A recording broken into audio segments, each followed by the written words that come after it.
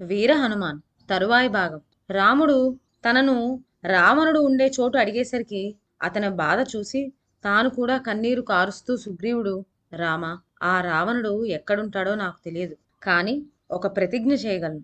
సీత నీకు తిరిగి దొరకటానికి అవసరమైన ప్రయత్నం చేస్తాను. నీకు సంతోషం కలిగిస్తాను. నువ్వు ధైర్యంగా ఉండు.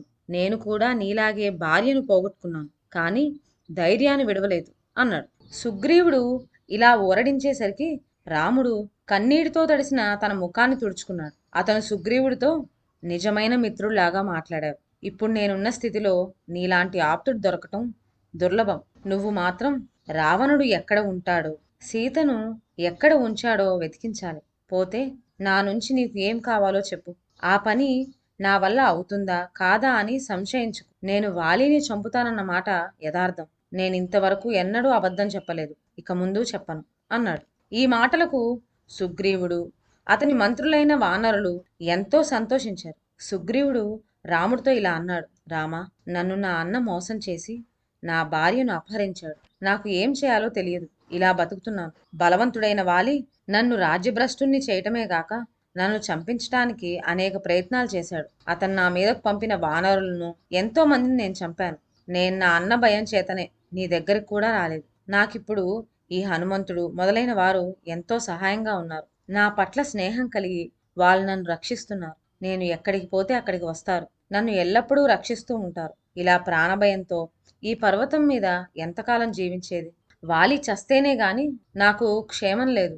రాముడు ఈ మాటలకి నవ్వి, నా ఒక్క బాణంతో వాలిని చంపగలను. నా కంటపడిన మరుక్షణం అతను చచ్చిపోతాడు. నువ్వు కూడా నేనున్న స్థితిలోనే ఉన్నావు. సందేహం లేదు. నీ దుఃఖం త్వరలోనే తీరిపోతుంది. ధైర్యం వహించు అన్నాడు. సుగ్రీవుడు రాముడికి వాలి బలసత్వాలను గురించి ఇలా చెప్పాడు. వాలి తెల్లవారక ముందే లేచి సూర్యోదయం అయ్యే లోపల 4 సముద్రాల్లోనూ స్నానం చేసి సంధ్యావందనం చేస్తాడు. పర్వత శిఖరాల మీదకెక్కి పెద్ద పెద్ద కొండరాలను బంతులుగా ఎగిరివేసి పట్టుకుంటాడు. అరణ్యాలలో పెద్ద పెద్ద చెట్లను విరిచి తన బలం చూసుకుంటాడు. 1000 ఏనుగుల బలం గల దుందూబి అనేవాణ్ణి చంపాడు. దుందూబి ఏనుబోతు రూపం గల రాక్షసుడు. వాడు మదగర్వంతో మొట్టమొదట సముద్రుడి వద్దకు వెళ్ళి తనతో ద్వంద్వ యుద్ధానికి రమ్మన్నాడు. సముద్రుడు వాడితో, నాయనా, నీతో యుద్ధం చేసే శక్తి నాకు లేదు. అందుకు సమర్థుడు హిమవంతుడు. అతనితో యుద్ధం చేస్తివా నీ భుజాలు తీట తీరుతుంది. కనుక వెంటనే బయలుదేరి అక్కడికి పో అని చెప్పాడు. సముద్రుడు తనను చూసి భయపడ్డాడని సంతోషించి దుందూబి శరవేగంతో హిమాలయానికి వెళ్ళి ఏనుగులంతేసి కొండరాలను తన కొమ్ములతో విసిరేస్తూ గర్జించాడు. ఇది తెలిసి హిమవంతుడు ఒక కొండ శిఖరం మీదకు వచ్చి నిలబడి, దుందూబి, నన్ను యుద్ధంతో ఎందుకు బాధిస్తావు? నేను యుద్ధం చేయడానికి పనికిరాను. ఇక్కడ ఎందరో మునులు తపస్సు చేసుకుంటున్నారు. ఇది యుద్ధం చేసే స్థలం కాదు అన్నాడు. దుందూబి మహాకోపంతో, యుద్ధం చేయటానికి నీకు చేత కాపోతే చేతనైన వాడెవడో చెప్పు. వాణ్ణి క్షణాల మీద చంపి నా శక్తి చూపుతాను అన్నాడు. నీకు యుద్ధమే కావాలంటే కిష్కిందలో ఉండే వాలి వద్దకు వెళ్ళు. అతన్ని గెలవడం అసాధ్యం అని హిమవంతుడు చెప్పాడు. దుందూబి కిష్కింద నగర ద్వారం వద్దకు వచ్చి గొప్ప గర్జన చేశాడు. వాడు అక్కడ ఉన్న చెట్లను విరుస్తూ తన గిట్టతో నేలను గీరుతూ కొమ్ములతో నగర ద్వారాన్ని కొడుతూ ఆర్భాటం చేయటం వాలి విన్నాడు. అతను అంతఃపురం నుంచి స్త్రీ జనాన్ని వెంటబెట్టుకొని దుందూబి వద్దకు వచ్చి, ఒరే దుందూబి, నేను నిన్ను ఎరుగుదును. ఎందుకిలా గర్జిస్తున్నావు? ప్రాణాల మీద ఆశ లేదా అని అడిగాడు. ఈ మాటలకు దుందూబి మండిపడి, ఆడవాళ్ల ముందు ప్రగల్భాలాడితే కాదు, నాతో యుద్ధం చేసి నీ శక్తి చూపించు. లేదా రేపొద్దుడు దాకా నీకు గడువిస్తున్నాను. అనుభవించవలసిన సుఖాలన్నీ ఈ రాత్రి అనుభవించు. నీ బంధువులందరికీ ఇచ్చేసేది ఇచ్చేయి. మిత్రులతో చెప్పుకునేదంతా చెప్పుకో. నీ నగరమంతా ఒక్కసారి చూసుకో. నీ బదులు మరొక్కరిని రాజుగా నియమించు.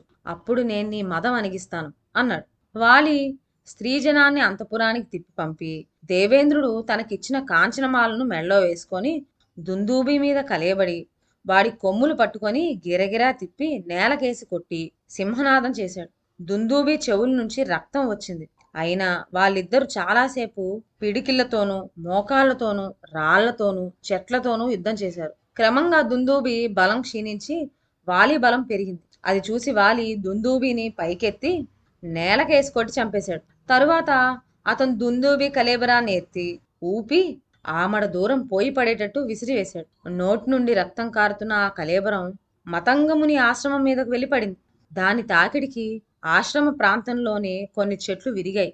ఆశ్రమంలో రక్తపు మరకలు చూసి మతంగ మహాముని కోపించి అందుకు కారకుడు వాలి అని తెలుసుకొని, వాలి తన ఆశ్రమానికి ఆమడ దూరంలో అడుగు పెడితే చస్తాడని శాపం పెట్టి వాలి భృత్యులందరినీ తన వనం నుంచి వెళ్ళగొట్టాడు. ఒక్క రోజులోపు వెళ్ళిపోని వాళ్ళు సెల్లైపోతారు అన్నాడు. తన వద్దకు తిరిగి వచ్చిన భృత్యువులను చూసి వాలి, మీరందరూ తిరిగి వచ్చారేం? వానరులకు ప్రమాదం ఏదీ కలగలేదు కదా అని అడిగాడు. వాళ్ళు జరిగిందంతా చెప్పారు. వాలి మతంగ మహాముని శాపం ఉపసంహరించమని వేడుకున్నాడు. కానీ ఆయన వినిపించుకోనే లేదు. అది మొదలు వాలి ఋష్యముఖా పర్వతం కేసి చూడటం కూడా మానేశాడు. ఈ శాపమే ఆపత్ సమయంలో సుగ్రీవుడికి లభించింది. అతను తన మంత్రులతో ఋష్యముఖం మీద నిర్భయంగా ఉంటున్నాడు. సుగ్రీవుడు రాముడికి వాలిని గురించి ఇదంతా చెప్పి రాముడికి దుందూబి కళేబరాన్ని చూపించి, ఈ లావుపాటి మద్ది చెట్లు ఇక్కడ 7 ఉన్నాయి చూడు, వీటిలో దేని నుంచైనా దూసుకుపోయేటట్టు బాణం వేసే పాటి బలం వాలికి ఉన్నది. అలాంటి బలశాలని యుద్ధంలో ఏ విధంగా చంపుతావు అని అడిగాడు. ఈ మాటలకు లక్ష్మణుడు నవ్వి, ఇతను ఏం చేస్తే వాలిని చంపగలడన్న నమ్మకం నీ కుదురుతుంది అని అడిగాడు. రాముడు కూడా మద్ది చెట్టు నుంచి దూరిపోయేటట్టు బాణం కొట్టి, బాణంతో ఈ దుందూబి కళేబరాన్ని 200 బారల దూరం పోయేటట్టు కొట్టితే ఇతను వాలిని చంపగలడని నమ్ముతాను అని సుగ్రీవుడు లక్ష్మణుడితో అన్నాడు. అతను రాముడికేసి తిరిగి, రామా, వాలి మహాబలశాలి. అతను ఇంతవరకు అపజయం ఎరగడు. అతని బలం నాకు తెలుసు, కానీ నీ బలం నాకు తెలియదు. అందుచేత నిన్ను భయపెట్టడానికి నేను మాటలు చెప్పటం లేదు. వాలి అంటే నాకున్న భయం కొద్దీ చెప్తున్నాను అన్నాడు. రాముడు చిరునవ్వు నవ్వి, నా పరాక్రమంలో నీకు నమ్మకం కలిగేటట్టు నేను చేస్తాను అని దుందూబి కళేబరాన్ని కాలి బొటన్ వేలుతో ఎత్తి 10 ఆమడల దూరం పోయేటట్టుగా విసిరాడు. అది చూసిన సుగ్రీవుడు, రామా, ఇప్పుడు కళేబరం ఎండి తేలిక అయిపోయింది. దుందూబితో భయంకరంగా యుద్ధం చేసి అలసిపోయి ఉన్న సమయంలో వాలి పచ్చిక కళేబరాన్ని ఇంత దూరం విసిరాడు. అందుచేత నీకు వాలికి బలంలో గల తేడా గురించి నా సందేహం తీరలేదు. ఒక మద్ది చెట్టు గుండా దూసుకుపోయేటట్టు బాణం వేశావంటే మీ ఇద్దరు బలాలు నాకు తెలుస్తాయి అన్నాడు. సుగ్రీవుడికి తన యందు నమ్మకం కలిగేటందుకు రాముడు ధనస్సు చేత పట్టుకొని ఒక బాణం తీసుకొని మద్ది చెట్టును కొట్టాడు. ఆ బాణం 7 మద్ది చెట్లను దూసుకుపోయి కొండను భేదించి భూమిలోకి వెళ్ళిపోయింది. అది చూసి సుగ్రీవుడు నిర్ఘాంతపోయాడు. అతను చేతులు జోడించి రాముడు ముందు సాష్టాంగ నమస్కారం చేసి, రామా, నువ్వు ఇంద్రుణ్ణి దేవతలను కూడా జయించగలవు. వాలిని చంపగలవనటానికి సందేహమే లేదు. నీ స్నేహం కలిగినందుకు నేనెంతో సంతోషిస్తున్నాను అన్నాడు. రాముడు సుగ్రీవుణ్ణి కౌగిలించుకొని లక్ష్మణుడితో సంప్రదించి, సుగ్రీవ, మనం బయలుదేరి కిష్కిందకు పోదాం. నువ్వు మాకన్నా కొంచెం ముందుగా వెళ్ళి వాలిని యుద్ధానికి పిలువు అన్నాడు. వెంటనే రామలక్ష్మణులు సుగ్రీవుడి అనుచరులు కిష్కిందకు వెళ్ళి నగరం వెలుపల ఉన్న వనంలో చెట్ల చాటును దాక్కున్నారు. సుగ్రీవుడు దట్టి గట్టిగా బిగించి వాలిని పిలవటానికి భయంకరమైన గర్జనలు చేశాడు. తన తమ్ముడి పిలుపు విని కోపించి వాలి వచ్చాడు. ఇద్దరూ దారుణంగా యుద్ధం చేశారు. ఒకరినొకరు పిడుకులతోనూ అరచేతులతోనూ పట్టుకున్నారు. వారిద్దరూ ఒకే పోలిగ్గా ఉండటం చేత రాముడికి వారిలో ఎవరు సుగ్రీవుడో ఎవరు వాలియో తెలియలేదు. అందుచేత అతను బాణం వదలలేకపోయాడు. ఈ లోపల సుగ్రీవుడు ఓడిపోయి పారిపోసాగాడు. వాలి అతన్ని మతంగ మహాముని ఆశ్రమం దాకా వెంటబడి తరిమి సుగ్రీవుడి నెత్తురు ఓడుతూ మతంగాశ్రమం ప్రవేశించగానే, బతికిపోయావు పో అని కిష్కిందకు తిరిగి వెళ్ళాడు. రాముడు హనుమంతుణ్ణి లక్ష్మణ్ణి వెంటబెట్టుకొని తాను కూడా సుగ్రీవుడి వెనక వెళ్ళాడు.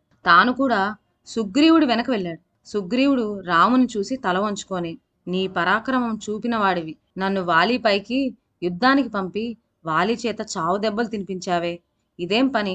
వాలిని చంపటం నీకు చేతగాదని ముందే చెబితే నేను వెళ్ళను కదా అని దీనంగా అన్నాడు. సుగ్రీవ, నేను వాలిని కొట్టకపోవటానికి కారణం చెప్తాను విను.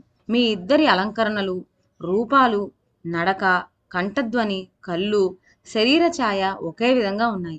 మీ ఇద్దరిలో నాకు కొంచెం కూడా తేడా తెలియరాలేదు. మొదటికే మోసం వస్తుందని నేను బాణం విడవలేదు. నీకు అభయం ఇచ్చిన వాణ్ణి భ్రమపడి నీ ప్రాణమే తీస్తే అది మహాపాపం కదా. నేను, లక్ష్మణుడు, సీత కూడా నీ ఆధీనంలో ఉన్నవాళ్ళం. నన్ను గురించి సందేహించకు. నువ్వు మళ్ళీ వెళ్ళి వాలితో యుద్ధం చెయ్యి.